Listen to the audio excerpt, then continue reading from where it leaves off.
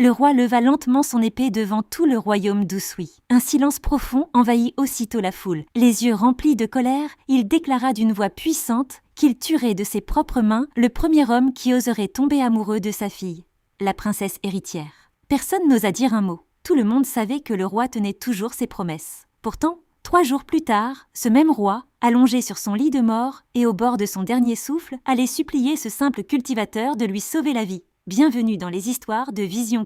Le lendemain, le premier groupe entra dans la forêt des esprits sous les encouragements de toute la population. Les jours passèrent, mais aucun guerrier ne revint. Une deuxième expédition fut organisée. Elle disparut à son tour sans laisser la moindre trace. Puis, une troisième, composée des meilleurs chasseurs du royaume, connut exactement le même destin. Peu à peu, la peur s'installa dans tous les villages. Plus personne n'osait s'approcher de cette forêt maudite. Même les hommes les plus courageux baissaient les yeux lorsqu'on prononçait son nom. Lorsque cette terrible nouvelle arriva jusqu'au jeune cultivateur, il resta longtemps pensif. Il pensa à sa mère malade, à ses frères et sœurs, à la princesse enfermée dans le palais et au roi qui avait juré de le tuer. Tout lui disait de rester auprès de sa famille. Pourtant, au plus profond de son cœur, une autre voix lui répétait qu'il ne pouvait pas laisser mourir le père de la femme qu'il aimait. Il leva alors les yeux vers le ciel, prit une profonde inspiration et fit un choix qui surprendrait tout le royaume. Dès le lendemain matin, il se présenterait au palais pour demander la permission d'entrer, seul dans la redoutable forêt des esprits. À l'aube du lendemain, le jeune cultivateur se présenta devant les immenses portes du palais. Les gardes éclatèrent de rire en le voyant arriver avec ses vêtements usés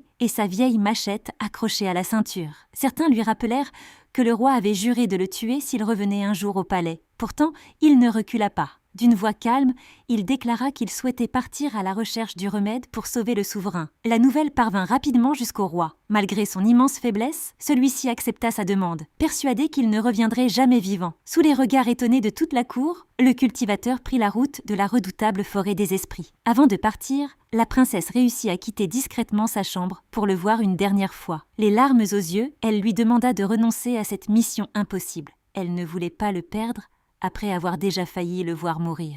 Le jeune homme lui sourit avec douceur et lui répondit qu'il ne pouvait pas rester sans rien faire pendant que son père luttait contre la mort. Il lui promit qu'il reviendrait, même s'il devait affronter les plus grands dangers. Quelques heures plus tard, il franchit la lisière de la forêt. Aussitôt, le silence remplaça le chant des oiseaux. Les arbres immenses empêchaient la lumière du soleil d'atteindre le sol, et une étrange brume recouvrait les sentiers. Plus il avançait, plus il avait l'impression que quelqu'un l'observait. Des voix mystérieuses semblaient l'appeler par son nom, tandis que le vent faisait bouger les branches, comme si la forêt était vivante. Soudain, il aperçut sa mère debout devant lui, en parfaite santé. Elle lui tendait les bras en l'appelant. Le cultivateur fit un pas vers elle, mais il se rappela les paroles du vieux sage. La forêt des esprits crée des illusions pour égarer ceux qui cherchent le remède. Il ferma les yeux, récita une prière et continua sa route sans se retourner. Quelques instants plus tard, l'apparition disparut comme si elle n'avait jamais existé. La forêt devint encore plus dangereuse. Il traversa un pont de lianes suspendu au-dessus d'un profond ravin, échappa à des pièges cachés sous les feuilles et affronta des animaux sauvages qui défendaient leur territoire. À plusieurs reprises,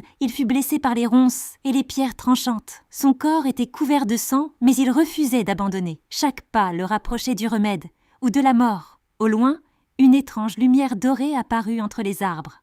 Sans le savoir, le jeune cultivateur venait d'atteindre l'endroit le plus sacré et le plus dangereux de toute la forêt des esprits. Guidé par cette mystérieuse lumière dorée, le jeune cultivateur avança avec une extrême prudence. Après plusieurs minutes de marche, il arriva dans une immense clairière baignée d'une lumière surnaturelle. Au centre se dressait un arbre gigantesque, plus ancien que tous ceux de la Casamance. Son tronc semblait briller de l'intérieur, et ses racines formaient un cercle parfait. Au pied de cet arbre poussait une unique plante aux feuilles d'un vert éclatant. Le cultivateur comprit aussitôt qu'il venait de trouver le remède légendaire. Alors qu'il s'apprêtait à l'accueillir, une voix grave résonna dans toute la clairière. Un vieil homme, vêtu d'une longue tunique blanche, apparut lentement derrière l'arbre sacré. Son visage respirait la sagesse et son regard semblait lire au plus profond des âmes. Il expliqua qu'il était le gardien de la forêt des esprits et que personne ne pouvait emporter cette plante sans accepter son véritable prix. Le gardien révéla alors une vérité qui bouleversa le jeune cultivateur. Il ne restait qu'une seule plante sacrée et sa puissance ne pouvait sauver qu'une seule vie. S'il rapportait le remède au palais, le roi serait guéri, mais sa mère mourrait de sa maladie. En revanche, s'il utilisait la plante pour sauver sa mère, le roi n'aurait aucune chance de survivre. Aucun autre remède n'existait. Le choix lui appartenait. Le jeune cultivateur tomba à genoux. Les larmes coulèrent sur son visage. Il pensa à sa mère, qui s'était sacrifiée toute sa vie pour ses enfants. Il revit son sourire, ses conseils et les longues nuits où elle avait veillé sur lui lorsqu'il était malade. Son cœur lui criait de rentrer immédiatement pour la sauver. Mais il pensa aussi à la princesse. Si le roi mourait, elle porterait cette douleur toute sa vie et le royaume risquait de sombrer dans le chaos. Pendant de longues minutes, il resta immobile, les yeux fermés, demandant aux ancêtres de lui donner la force de prendre la bonne décision. Finalement, il essuya ses larmes et cueillit délicatement la plante sacrée. D'une voix tremblante, il déclara qu'un véritable amour ne cherchait pas seulement son propre bonheur, mais aussi celui des autres. Il choisissait de sauver le roi, même si cette décision lui coûtait la personne qu'il aimait le plus au monde, sa propre mère.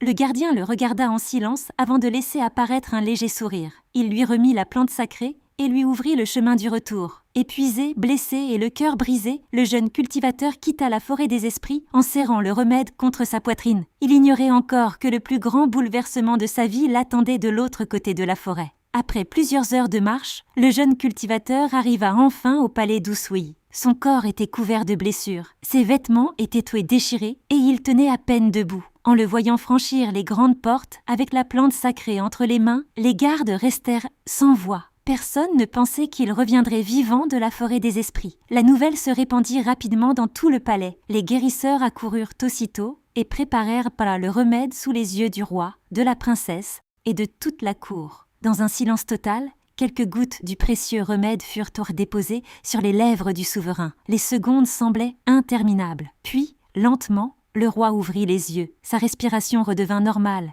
La fièvre disparut peu à peu et les guérisseurs annoncèrent qu'il était hors de danger. Un immense cri de joie éclata dans tout le palais. Les habitants d'Usui remercièrent les ancêtres d'avoir sauvé leur roi. Alors que tout le monde célébrait ce miracle, le vieux sage demanda le silence. Il révéla devant toute l'assemblée une vérité que personne ne connaissait. La plante sacrée ne pouvait sauver qu'une seule personne. Le jeune cultivateur avait donc dû faire un choix. Il pouvait rapporter le remède au village pour sauver sa mère gravement malade, ou l'offrir au roi qui avait juré de le tuer. Sans hésiter, il avait choisi de sauver son ennemi. À ces mots, le visage du roi se figea. Son épée glissa de sa main et tomba lourdement sur le sol. Les larmes montèrent dans ses yeux. Il regarda le jeune cultivateur avec une profonde honte. L'homme qui l'avait humilié, menacé de mort et séparé de sa fille, venait pourtant de lui offrir la vie, au prix du plus grand des sacrifices. Le roi s'avança lentement, puis, devant toute la cour, posa un genou à terre en signe de respect. Il demanda pardon au jeune homme pour tout le mal qu'il lui avait fait. La princesse, incapable de retenir ses larmes,